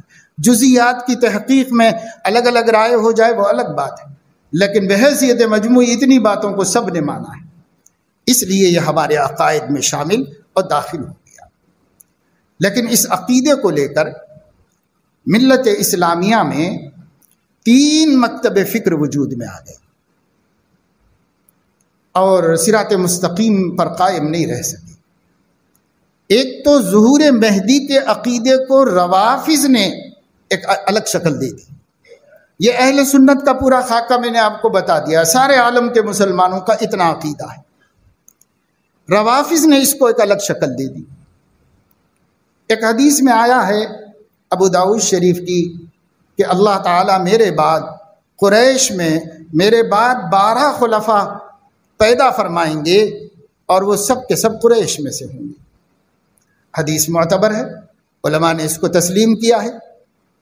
روافض نے یہاں سے ایک تشکیل کر لی، اپنے عقیدے بنایا کہ 11 تو ان کے خاندان میں ہو گئے، سیدنا علی اور سیدنا حسن اور سیدنا حسین، سیدنا علی زین العابدین اور موسیٰ کاظم، امام جعفر صادق وغیرہ وغیرہ، ان میں سے وہ لوگ سب کے سب ماشاءاللہ اہل علم اور اہل تقوی بزرگوں میں سے گزرے ہیں۔ ہمیں بھی ان کے امام المسلمین ہونے میں کیا اختلاف ہے؟ کوئی اختلاف نہیں۔ یہاں امام جو ہے عقیدے کے اعتبار سے نہیں ہوتا، یہاں امام خلافت کا امام ہوتا ہے۔ یہ ائمہ کی جو حضور نے بات فرمائی 12 ائمہ، وہ خلافت کی بات فرمائی۔ لیکن روافض کے ہاں امام کے بارے میں عقیدہ الگ ہے، اہل سنت کے ہاں عقیدہ الگ ہے۔ اہل سنت امام المسلمین مسلمانوں کے خلیفہ کو کہتے ہیں یا بڑے عالم کو کہتے ہیں، جیسے امام بخاری، امام ابو حنیفہ، تو بڑے بڑے علماء کو امام کہتے ہیں، اس معنی میں کہتے ہیں، بس صرف علم کے معنی سے۔ تو وہ امامت کی دنیا کے امیر ہیں، یہ یعنی علم کی دنیا کے امیر ہیں، بس اتنا، اس معنی میں ہم امام مانتے ہیں۔ اور جو ائمہ مسلمین ہیں ان کو ہم مسلمانوں کے خلیفہ کی حیثیت سے امام مانتے ہیں، کیونکہ ان کو عربی میں امام کہا جاتا ہے۔ لیکن روافض جس کو امام کہتے ہیں، ان کے عقیدے میں امام قریب قریب نبی ہوتا ہے، بلکہ قریب قریب خدا ہوتا ہے۔ تو جب شیعہ لوگ کسی کو امام کہیں تو ان کا عقیدہ امامت دوسرا ہے، اور ہم کسی کو امام کہتے ہیں تو ہمارا عقیدہ امامت دوسرا ہے۔ ہم کسی کو رسول کے برابر نہیں سمجھتے، رسول تو رسول صحابہ کے برابر بھی نہیں سمجھتے۔ ہم کسی کو مطلق قابل اطاعت نہیں سمجھتے، چاہے امام بخاری ہوں، چاہے امام مسلم ہو، امام ابو حنیفہ ہو، امام شافعی ہو، کتنے بڑے بڑے علماء کیوں نہ ہوں، ہم ان کو امام مانتے ہیں، کسی عقیدے کے ساتھ نہیں۔ صرف یہ بات کہ ان کے وجود اور ان کے علم نے ان کے علم کا لوہا منوایا ہے، دنیا کی زبان نے ان کو علم کی دنیا کا امام مانا ہے، بس ختم۔ اس کے ساتھ کوئی عقیدہ جڑا ہوا نہیں ان کے بارے میں۔ وہ ایک انسان ہے، وہ غلطی بھی کر سکتے ہیں، وہ صحیح بھی کہہ سکتے ہیں، لیکن ان کا علم غالباً صحیح ہے، کہیں کہیں ان سے غلطیاں ہوئی ہوں گی، کیونکہ دنیا نے پرکھا ہے، دیکھا ہے، سمجھا ہے ان کو۔ اسی طریقے سے محدثین، اسی طریقے سے بڑے بڑے اللہ والے جن کو ہم بہت بڑے بڑے مرتبے مقامات دیتے ہیں، ان کی زندگی، ان کی برکات، ان کی ہدایت کی محنتیں، ان کی اصلاح امت کی کوششوں کی وجہ سے، لیکن ہم ان کو کوئی ماوراء البشر نہیں سمجھتے، اور ہم ان کے بارے میں کوئی عقیدہ نہیں رکھتے کہ وہ خدا کی خدائی میں دخیل ہیں یا نبی کی نبوت میں نعوذ باللہ دخیل ہیں، ایسا کوئی عقیدہ ہم نہیں رکھتے۔ تو روافض کے ہاں امامت کا دوسرا عقیدہ ہے، ہمارے ہاں امامت کے معنی ہی دوسرے ہیں بالکل۔ ہم اپنے عقیدہ توحید کے باہر نہیں ہیں، ہم عقیدہ توحید کے اندر ہیں، اور وہ لوگ عقیدہ توحید کے باہر ہو گئے۔ تو مہدی کے سلسلے میں بھی روافض نے اپنی ایک دنیا الگ سجائی ہے، ان کے عقیدے ہیں، ہمیں کوئی دلچسپی نہیں اور ہمیں ان سے کوئی لڑائی نہیں، وہ جانے اللہ جانے۔ لیکن ایک موضوع پہ بتا رہا ہوں کہ 3 مکتب خیال وجود میں آئے مہدی کو لے کر کے۔ ایک تو روافظ کا، جو کہتے ہیں کہ 11 تو حضرت علی کی اولاد میں ائمہ گزر چکے ہیں، ایک باقی ہے، وہ مہدی ہیں۔ وہ ان حدیثوں کے مصداق ہیں جو میں نے آپ کو حدیثیں سنائی، ان سب حدیثوں کے وہ مصداق ہیں۔ ان کا نام محمد بن حسن العسکری ہے۔ وہ 5 سال کی عمر میں زمانے کے لوگوں کی مخالفت سے ڈر کر قرآن مجید کا صحیح نسخہ جو تھا فاطمی مصحف، اسے اپنے ساتھ لے کر کسی بیابان میں یا کسی غار میں یا کہیں غائب ہو گئے ہیں 5 سال کی عمر میں۔ اور وہی مہدی ہیں جو کبھی نہ کبھی ظاہر ہوں گے۔ یہ ظہور مہدی کا ان کے ہاں یہ تصور ہے کہ وہ ظاہر ہوں گے، اخیر زمانے میں ظاہر ہوں گے، لیکن وہی ظاہر ہوں گے۔ اہل السنت کا عقیدہ کیا ہے؟ کوئی مہدی موجود نہیں ہے، اسی زمانے میں پیدا ہوں گے، اسی زمانے میں پیدا ہو کر کے اسی زمانے میں بڑے ہو کر اسی زمانے میں ظاہر ہوں گے، پہلے سے موجود نہیں ہے۔ لیکن ان کا عقیدہ یہ ہے وہ پیدا ہو چکے ہیں صدیوں پہلے، اور اس وقت سے اب تک غائب ہیں، جس کو وہ لوگ امام غائب کے نام سے یاد کرتے ہیں۔ امام غائب عجل اللہ ظہورہ کہتے ہیں ان کے نام کے ساتھ، کہ اللہ جلدی ان کو ظاہر فرما دے۔ یہ تو وہ ظاہر ہوں گے۔ وہ ان کے عقیدوں پر بہت کچھ کلام ہو سکتا ہے، لیکن ہمیں اس سے کچھ لینا دینا نہیں، تو اس سے بحث نہیں ہے ہم کو کچھ بھی۔ لیکن یہ ایک مہدی کے بارے میں یہ عقیدہ سامنے آیا۔ اور تیسرا عقیدہ مہدی کے بارے میں مہدوی کمیونٹی کا سامنے آیا۔ ان لوگوں نے حضور اکرم صلی اللہ علیہ وسلم کے وصال فرمانے کے 900 برس کے بعد، یعنی 9 صدیاں گزر جانے کے بعد، ہندوستان کے ایک شہر جونپور کے اندر پیدا ہو کر بڑے ہونے اور وہیں کے علماء سے علم حاصل کرنے اور وہاں کے مشائخ سے تربیت طریق حاصل کرنے کے بعد اسد العلماء کے نام سے مشہور و معروف ہوئے اپنے علاقے میں ایک بڑے عالم، ایک پیر طریقت، جن کا نام سید محمد جونپوری ہے۔ انہوں نے اپنے زمانے میں، اپنے دور میں، کسی وقت میں 3 یا 4 مرتبہ دعویٰ کیا کہ میں مہدی ہوں، مہدی موعود میں ہی ہوں، اس کا دعویٰ کیا انہوں نے۔ ایک مرتبہ دکن میں کیا، ایک مرتبہ گجرات میں کیا، اور ایک مرتبہ مکہ مکرمہ میں حج کے لیے جا کر حرم شریف میں کیا۔ یہ 3 مرتبہ انہوں نے اپنے مہدی ہونے کا دعویٰ کیا تھا۔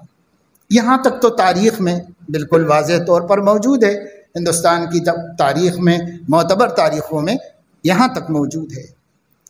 اس کے بعد کچھ اللہ کے بندوں نے ان کو مہدی مان لیا، مہدی موعود، جن کی یہ صفتیں حضور علیہ السلام نے بتائی ہیں اور جن پر ایمان لانا ضروری قرار دیا گیا، ان کو وہی مہدی مان لیا انہوں نے۔ حالانکہ جتنی صحیح احادیث اس سلسلے میں آئی ہیں، ان میں جو جو نشانیاں بتائی گئی ہیں، ان میں سے کوئی نشانی بھی ان کے ساتھ وابستہ نہیں ہے۔ جتنی نشانیاں حدیث میں آئیں، اللہ کے نبی نے تو کھول کھول کے بتا دیا، ایک ایک بات، پہلے کیا ہوگا، بعد میں کیا ہوگا، ان کے دور میں کیا ہوگا، کیسے ہوگا، ایک ایک چیز بتا دی۔ تو اس میں سے کوئی چیز بھی صادق نہیں آئی ان کے اوپر۔ اور ان کا نام، والد کا نام آمینہ بتایا جاتا ہے، والدہ کا نام، والد کا نام عبداللہ بتایا جاتا ہے۔ لیکن ہندوستان کی جو فارسی اور اردو تاریخیں ہیں، ان مؤرخین نے جب ان کا تذکرہ کیا ہے تو والد کا نام یوسف لکھا ہے اور ماں کا نام بھی کوئی دوسرا ہی لکھا ہے، نہ آمینہ ہے نہ عبداللہ ہے۔ دعوی مہدویت کے بعد والدین کا نام چینج کیا گیا تاریخ میں، اور پھر اس طریقے سے یہ تاریخ، کیونکہ اب ان چیزوں کی تحقیق تو بھائی تاریخ ہی میں کی جا سکتی ہے، اور کہاں سے کریں گے، حدیثوں میں تو نہیں کریں گے، 950 سال کے بعد کی بات ہے، تو ان کی تحقیق تاریخ ہی سے ہو سکتی ہے۔ تو تاریخ نہیں مانتی کہ والدین کا نام آمنہ اور عبداللہ ہے۔ البتہ بعض لوگوں نے لکھا ہے بعد میں، ان کے معتقدین نے لکھا ہے بعد میں، پہلے سے مورخین نے نہیں لکھا ہے۔ خیر، پھر یہ ہے کہ ان کی مہدیت کو زمانے کے علماء نے مسترد کر دیا، کہا کہ آپ نیک ہیں، ہم یہ مانتے ہیں، آپ عالم ہیں، ہم یہ مانتے ہیں، آپ کے ذریعے بہت لوگوں کو اللہ کا تقرب حاصل ہوا، ذکر و شغل میں آپ لگے، لوگوں کو دنیا داری سے ہٹایا، دین میں لگایا، آخرت میں لگایا، آپ کی ان سب خوبیوں کو ہم مانتے ہیں، لیکن آگے چل کر جو آپ نے کہہ دیا انا المہدی، اس کو نہیں تسلیم کرتے، اس لیے کہ اس کے دلائل نہیں ہے، آثار نہیں ہے، قرائن نہیں ہے، اور جو نشانیاں پائی جاتی ہیں حدیثوں میں وہ نشانیاں موجود نہیں، اس لیے علماء نے اس کو تسلیم نہیں کیا۔ لڑائیاں بھی ہوئیں، جنگیں بھی ہوئیں، گجرات میں جنگ ہوئی اور کئی جگہ پر وہاں سے نکالے گئے، شہر بدر کیے گئے۔ اس زمانے کے محدثین نے اس دعوے پر کفر کے فتوے دیے، اور یہ سب کچھ اس دور میں ہوا۔ یہ آج سے 400 سال پہلے کی تاریخ ہے، لیکن بہرحال یہ سلسلہ چلتا رہا۔ تاریخ بتاتی ہے کہ وہ جب انتقال کر رہے تھے تو انتقال سے پہلے انہوں نے خود بھی کہہ دیا کہ من مہدی موعود نیستم، میں مہدی موعود نہیں ہوں۔ انہی کے ایک خلیفہ نے اس کو روایت کیا، اور اس شخص نے اپنی تاریخ میں لکھا جو ان کا بہت معتقد ہے۔ ملا عبد القادر بدایونی نے منتخب التواریخ فارسی میں ہندوستان کی اس زمانے کی تاریخ ہے جس زمانے میں ان کے حالات چل رہے تھے۔ مورخ نے جو ان کا نہایت عقیدت مند ہے، اس نے بھی یہ روایت نقل کی ہے ان کے خلیفہ کے ذریعے سے کہ میں انتقال کے وقت میں ساتھ میں تھا، انہوں نے فرما دیا تھا کہ میں مہدی موعود نہیں ہوں، اور اس کے بعد ہی ان کا انتقال ہوا۔ تو اس کا مطلب یہ ہوا کہ اللہ کا ایک نیک بندہ تھا اور کچھ حالات اس کے اوپر آ گئے، اور ان حالات میں اس نے کچھ غلط اقدامات کیے، غلط باتیں کہی، اور پھر اس کے بعد اللہ نے اس کو ضائع نہیں کیا، وہ مرنے سے پہلے اللہ پاک نے اس کو توبہ کی توفیق دے دی، اور سچ بات پر وہ قائم ہو گیا۔ اس لیے ہم اس شخصیت کے بارے میں کوئی زبان درازی یا کوئی گستاخی و بے ادبی نہیں کرنا چاہتے، اللہ کے حوالے کر دینا چاہتے ہیں ان کے معاملے کو۔ لیکن بعد میں ان کے خلفاء، ان کے لوگوں نے جو کہانیاں گڑھی ہیں وہ اتنی زیادہ ہیں کہ اس کا بیان کریں تو ایک مسلمان بھی نہیں سن سکتا۔ اور میں سمجھتا ہوں کہ وہ مہدوی بھائی ہمارے جو اس عقیدے کے ماننے والے ہیں، اگر پہلے سے نہیں جانتے ہیں تو وہ بھی نہیں سن سکتے، وہ بھی کہیں گے کہ صاحب یہ بالکل یہ بکواس مت سناؤ ہمیں، ایسی بات ہے۔ مثال کے طور پہ ایک بات یہ کہ وہ مہدی ہیں، یہاں تک تو ماننا ضروری تھا، ان کو مہدی ماننا تو ضروری نہیں تھا، لیکن انہوں نے یہ عقیدہ بنایا ان کو جو مہدی مانے وہ مومن ہے اور ان کو جو مہدی نہ مانے وہ کافر ہے، یہ عقیدہ انہوں نے بنایا۔ حالانکہ ہم نے آپ کو بتا دیا تمام امت کا فیصلہ مطلقاً مہدی کے ظہور کو ماننا ایمان کا حصہ ہے، شخصیت کو متعین کر کے ماننا ایمان کا حصہ نہیں ہے، لیکن انہوں نے اس پر ایمان کو مدار کر دیا۔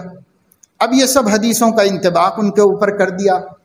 حضور علیہ الصلاۃ والسلام سے ایک روایت نقل کی جس میں حضرت علیہ الصلاۃ والسلام نے حضرت علی نے فرمایا اپنے بچے کو دیکھ کر، جو میں نے ابھی قصہ سنایا تھا، روایت ہے موجود حدیث میں، اس میں یہ بھی فرمایا کہ وہ جو مہدی پیدا ہوگا وہ خلق کے اعتبار سے اللہ کے نبی صلی اللہ علیہ وسلم جیسا ہوگا اور خلق کے اعتبار سے ان جیسا نہیں ہوگا، یعنی شباہت و شکل میں نبی جیسے نہیں ہوں گے، کہ وہ حسن تو لامثال حسن ہے، وہ کسی اور کو نہیں دیا گیا، وہ تو نبیوں کو بھی نہیں دیا گیا، جو سیدنا محمد الرسول اللہ صلی اللہ علیہ وسلم کو دیا گیا ہے، تو اس میں تو وہ ان کی مثال نہیں ہوں گے، لیکن اخلاق کریمہ میں وہ ان کی مثال ہے، کیونکہ یہ ہر امتی کے واسطے ہے، جو محنت کرے، جتنا کما لے اور جتنا اپنے کو اخلاق میں لے آئے، تو مہدی ہو بہو نبی پاک صلی اللہ علیہ وسلم کے خلق کریم پر قائم ہے، ان کی جیسی صفات، ان کی جیسی سخاوت، ان کا جیسا دین، ان کی جیسی پختگی سب ان کے اندر ہوگی، اور وہ ان کے دین کو نافذ کرنے والے، اس پہ قائم رہنے والے ہوں گے۔ اس کو لا کر یہاں فٹ کر دیا، یہ حدیث بھی لا کر انہی پر سید محمد جونپوری صاحب پر فٹ کر دی. اور ایک حدیث بھی نہیں ہے پورے ذخیرے احادیث میں، کہیں بھی اس کا وجود نہیں ہے، اور صرف ایک اہل سنت میں کہ صوفی مجذوب قسم کے کسی بزرگ کا مقولہ ہے، اس کو حدیث شریف کہہ کر ان حدیثوں میں ملا دیا، اور ملا کر اس کے اندر یہ ہے کہ صاحب وہ میرے نقش قدم پر چلیں گے، خطا نہیں کریں گے.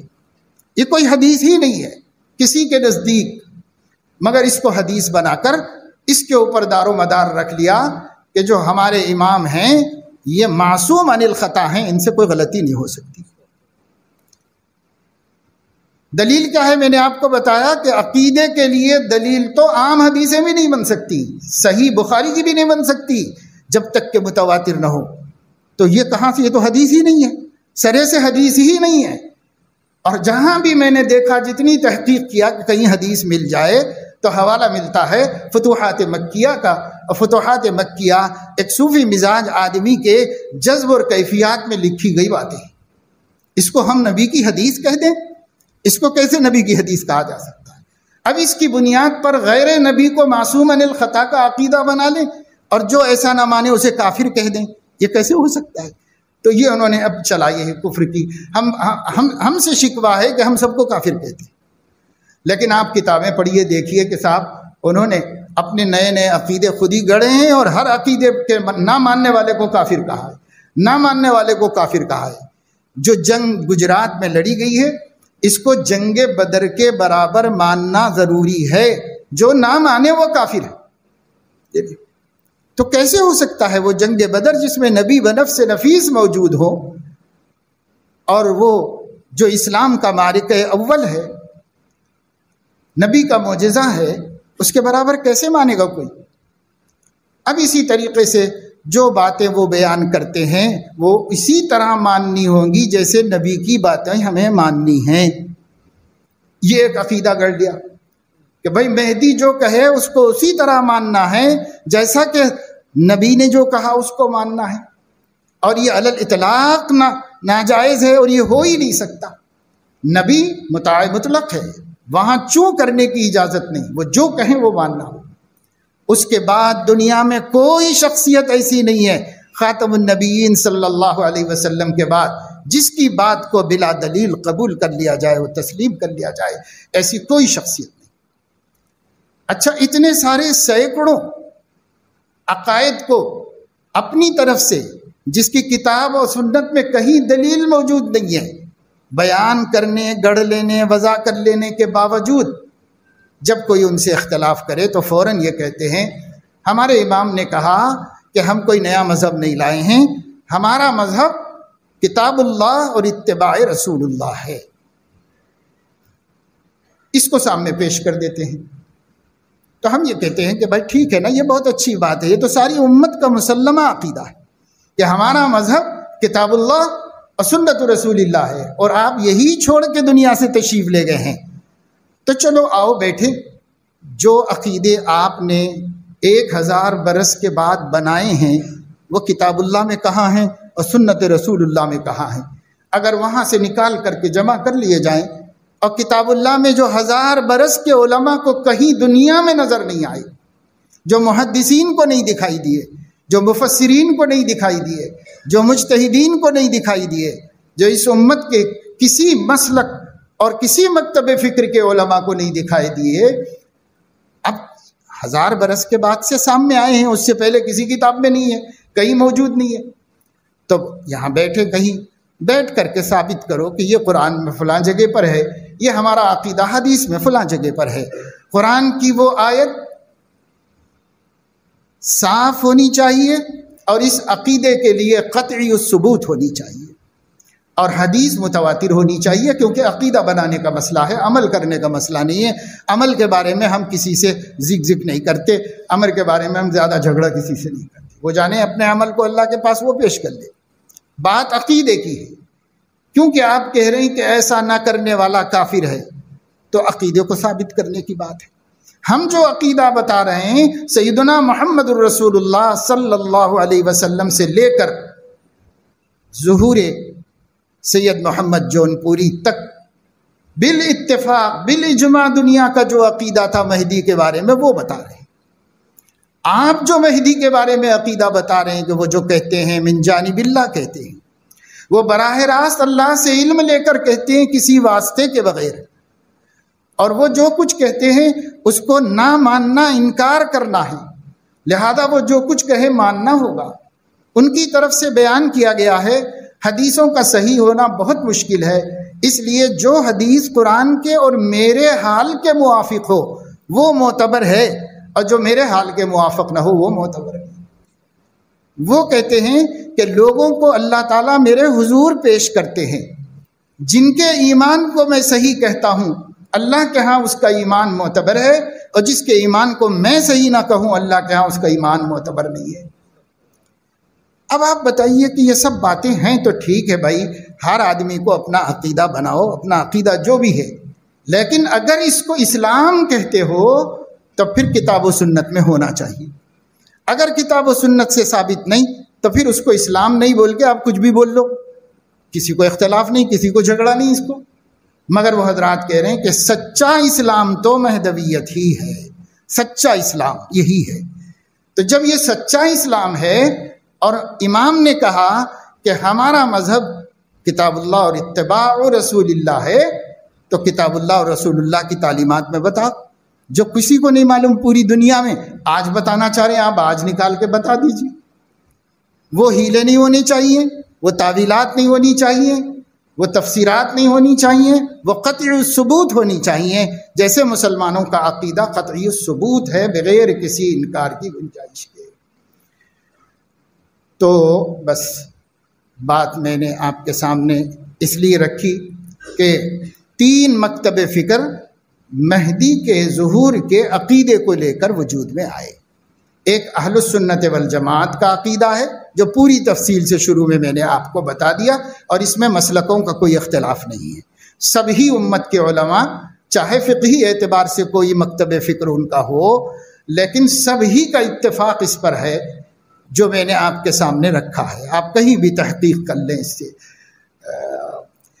سلفی علماء سے کر لیں، آپ شافعی علماء سے کر لیں، حنبلی سے کر لیں، مالکی سے کر لیں، حنفی سے کر لیں، سب امت کے جتنے بھی علماء ہیں مکتب فکر ہیں ان سے پوچھ لیں، معلوم کر لیں آپ اس کے بارے میں، سب یہی بتائیں گے۔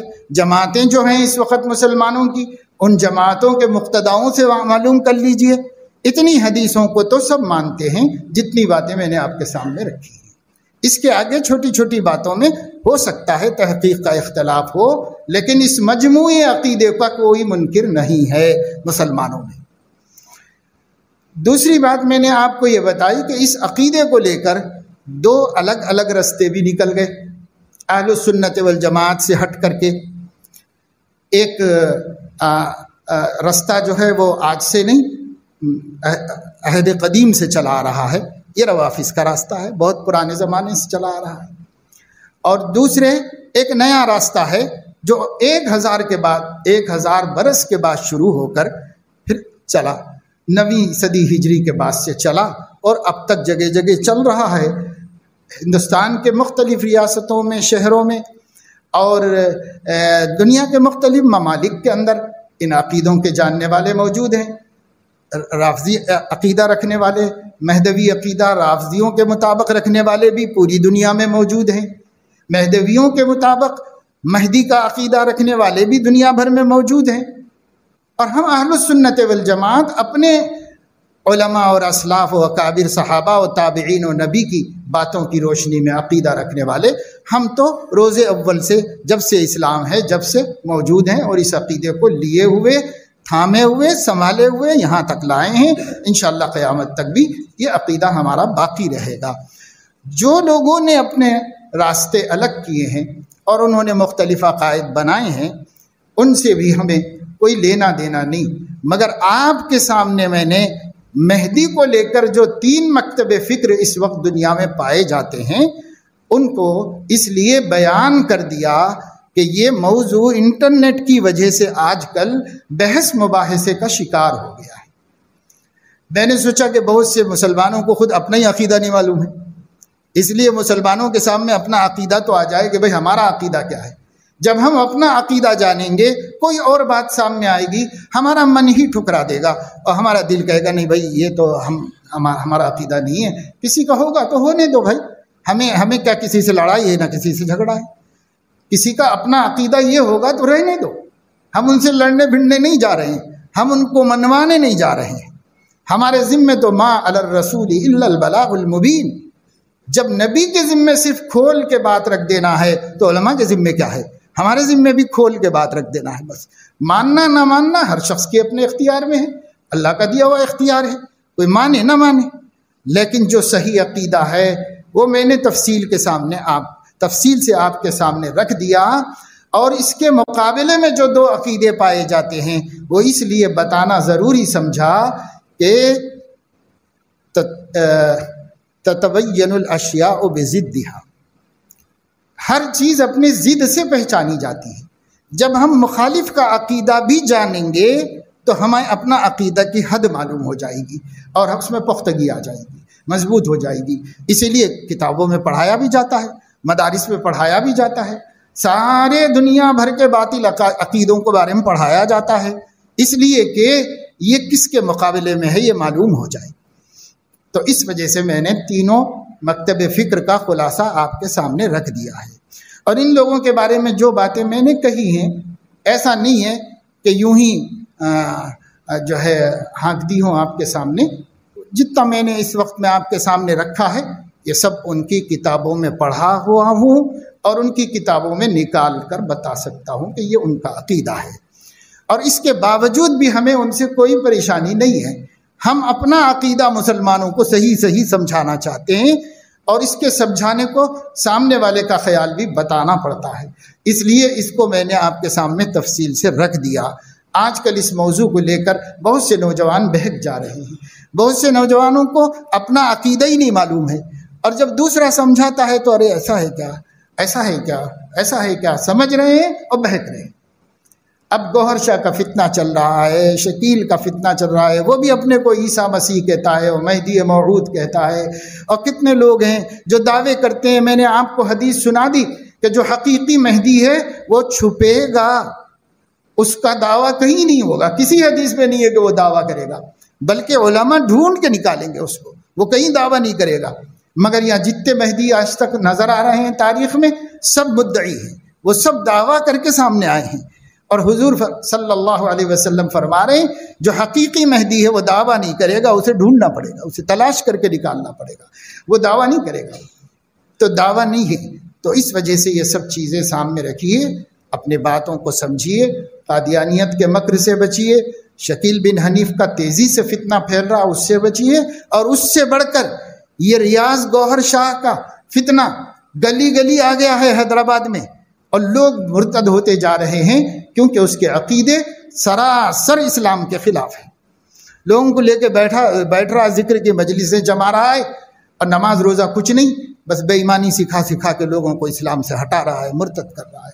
جوان اس میں جا رہی ہیں، عورتیں اس میں جا رہی ہیں، بچے، پڑھے لکھے لوگ، اللہ اکبر، پڑھے لکھے لوگوں کا شعور تو کم سے کم اتنا ہونا چاہیے، اچھا برا سمجھ سکیں، کچھ نہیں ہے۔ لوگ ان باطل کے سحر میں اور جادو میں پھنستے جا رہے، اور کام سب جگہ سے ہو رہا ہے، اور جگہ جگہ یہ سلسلہ چل رہا ہے۔ اس وجہ سے میں نے آپ کا کافی وقت لے کر کے یہ میں نے بات بتائی ہے۔ جانے دو، تھوڑی دیر ہو جانے دو، کوئی بات نہیں۔ آج اپنی قوم کے، اپنے نسل کے ایمانوں کے لالے پڑے ہوئے، اس کے لیے تو ہم ہفتوں لگا دیں تو کافی ہے۔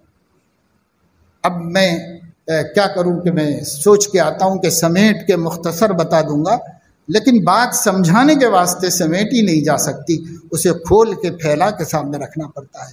اس وجہ سے میں نے آپ کے سامنے یہ عقیدہ رکھا۔ اہل السنت والجماعت کے عقائد میں سے ایک عقیدہ آخری زمانے میں قیامت کے قریب ظہور مہدی کا ہے اور نزول عیسیٰ کا ہے، اور ظہور مہدی اور نزول عیسیٰ ایک دوسرے سے ملے جلے بالکل ایک دور اور ایک زمانے کے ہیں۔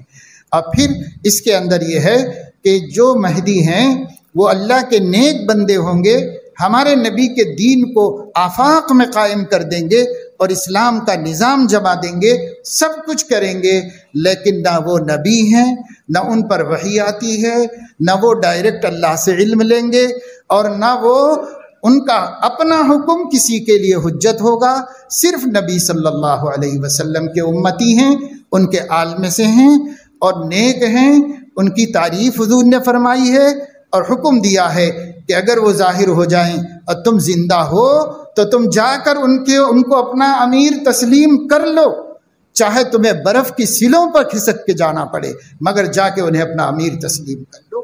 یہ سب باتیں ہمیں قبول ہے، تسلیم ہے، لیکن ہر کوئی مدعی مہدویت کو مہدی مان لے، یہ کوئی اندھا تو کر سکتا ہے، کوئی علم رکھنے والا ایسا نہیں کر سکتا۔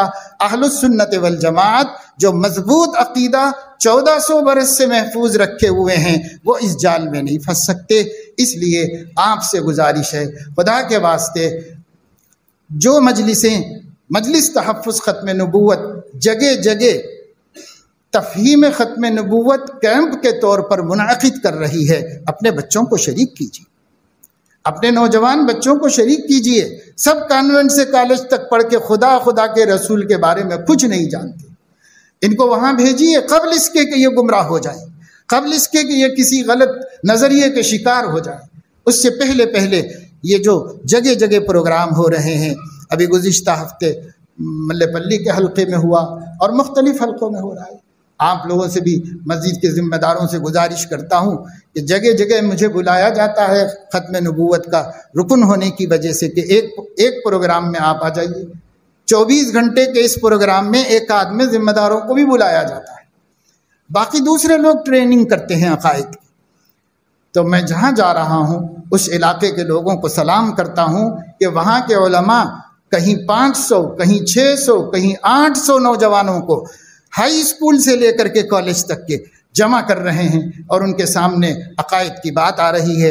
پڑھے لکھے بچے ہیں، کاغذ قلم ہاتھ میں لے کے نوٹ کرتے ہیں، دلائل محفوظ کرتے ہیں، سمجھتے ہیں اور کہتے ہیں کہ آپ ہمارے حلقے میں بھی رکھیے، کیونکہ ہم وہاں اپنے ساتھیوں کو جوڑنا چاہ رہے ہیں۔ تو جن کی سمجھ میں آ رہا ہے تو کام ہو رہا ہے۔ اب پھر یہ اضلاع میں بھی یہ کام شروع کر دیا گیا ہے، لیکن کیا اکبر باغ والوں کو بھی احساس ہے کہ وہ ہم اپنے اطراف کے محلوں کے نوجوانوں کو جوڑ کر جدید تعلیم یافتہ جو کالج اسکولوں ہی کے پڑھے ہوئے ہیں انہیں جمع کر کے عقائد پر ہونے والی اس اہل السنت والجماعت کے عقائد کی گفتگو ہے؟ مسئلے مسائل کا اختلاف یہاں کچھ بھی نہیں، یہاں صرف اہل السنت والجماعت کے عقائد کی گفتگو ہے۔ اس میں شریک ہونے کا کبھی ہمیں بھی احساس ہوتا ہے لیکن نہیں ہوتا۔ میرے دوستو یاد رکھو، قانون غافلوں کی مدد نہیں کرتا، اللہ بھی غافلوں کی مدد نہیں کرتا۔ اگر ہم غافل ہیں تو اللہ کو ہماری کوئی ضرورت نہیں ہے، اگر ہم متفکر ہیں اپنی اولاد اور اپنی نسلوں کے واسطے تو پھر اس بات کی فکر کرنی چاہیے کہ ہم اپنی اولاد کو اتنا صحیح العقیدہ اور اس قدر مضبوط ایمان والا بنائیں کہ جس وقت بھی اللہ کا وہ خاص بندہ ظاہر ہوگا، اگر میری اولاد کے سامنے ظاہر ہو جائے تو میری اولاد ان کے دشمنوں میں نہ ہو، ان کے ماننے والوں اور ان کا ساتھ دینے والوں میں۔ یہ سوچ کر اپنے بچوں کی تربیت کرنی چاہیے۔ یہاں تک لوگوں کا یہ تھا، مصحف بھیجا، حضرت حاجی عابد علی صاحب نے ایک قرآن مجید شاندار اور ایک تلوار، اس زمانے میں 100 سال پہلے کسی حج کو جانے والے کے ہاتھ سے بھیجا اور کہا کہ یہ جو شیبی ہیں جن کے ہاتھ میں کعبۃ اللہ کی چابی ہے، یہ ایک خاندان ہے، اس خاندان کے ہاتھ میں نبی نے چابی دے کر یہ کہا تھا کہ قیامت تک تمہارے ہاتھ سے کوئی نہیں چھین سکے گا، میں تمہارے ہاتھ میں رکھ رہا ہوں۔ اور آج تک اسی خاندان کی اولاد کعبۃ اللہ کی متولی ہے۔ ساری مسجد حرام کے متولی بادشاہ ہوں گے لیکن کعبۃ اللہ کا متولی وہی ہے، اسی کے ہاتھ میں کعبے کی چابی ہے۔ تو چونکہ یہ خاندان قیامت تک رہے گا، نبی نے فرمایا قیامت تک تمہارے خاندان سے کوئی چابی نہیں لے گا، تو یہ خاندان قیامت تک رہے گا۔ تو ایک اللہ والے نے، بانی دارالعلوم دیوبند نے، ایک قرآن مجید اور ایک تلوار لے کر ایک خط لکھ کر کے اس خاندان کے پاس امانت رکھوایا ہے کہ مکے میں حضرت مہدی کا ظہور ہوگا، جب بھی ہوگا تو تمہارا خاندان موجود رہے گا، یہ ہماری طرف سے قرآن مجید اور یہ تلوار ان کی حمایت کے واسطے کہ ہمارے نبی نے کہا میرے اس بیٹے کے وجود میں آنے کے بعد کوئی بھی شخص محروم نہ رہے ان کے تعاون سے۔ تو جذبہ صدیوں پہلے سے کسی کے دل میں ہے مسلمانوں کے ان کی مدد کرنے کا، لیکن ہم لوگوں کا حال یہ ہے کہ ایمان بچانے کا جذبہ بھی نہیں ہمارے پاس۔ اللہ خیر فرما دے بھائی، بہت مسئلہ ہے ٹیڑھا اس زمانے میں، جگہ جگہ سے ارتداد کی خبریں ہیں، گھروں گھروں کے اندر لوگ گمراہ ہو رہے ہیں، دل دکھتا ہے، اتنا پانی ہوتا ہے، کس کی امت ہے اور کیوں کھیل بنائی جا رہی۔ ایک طرف مرتد ہونا، ہندو بن جانا، ہندو بچوں کے خاطر بچیوں کا چلے جانا روز کا قصہ ہو گیا، اللہ بچائے۔ ایک طرف یہ فتنے، ایک طرف یہ فتنے، کس مصیبت میں امت گھیر دی گئی ہے اللہ کی طرف سے۔ بس اللہ ہی نکالے تو ہم نکل سکتے ہیں، مگر اس کے لیے شرط ہے، وہ یہ کہ ہم بے فکری ختم کریں، متفکر ہو جائیں، دعائیں مانگیں، اللہ سے ڈریں، اللہ کی پناہ میں آ جائیں، اللہ سے ہدایت پر ثابت قدم رہنے کے لیے بھیک مانگتے رہیں، اپنے بچوں کی تعلیم و تربیت کریں، صحیح عقائد اہل السنت والجماعت کے سامنے لائیں اور انہیں بیان کریں، چھوٹی چھوٹی باتوں میں لڑنا جھگڑنا بند کریں، معمولی جماعتی اختلافات کو ہم ختم کر دیں، اور ہم جو ہیں سب مل کر کے عقیدے کا تحفظ۔ ایمان نہیں تو کچھ بھی نہیں میرے دوستو، ایمان نہیں تو کچھ بھی نہیں، نہ نماز کام آئے گی نہ روزہ کام آئے گی۔ ایمان سب سے اہم چیز ہے، اس کی جانب ہمیں تو اللہ پاک اپنے کرم سے توفیق عمل نصیب فرمائے۔ آمین وآخر دعوانا الحمد۔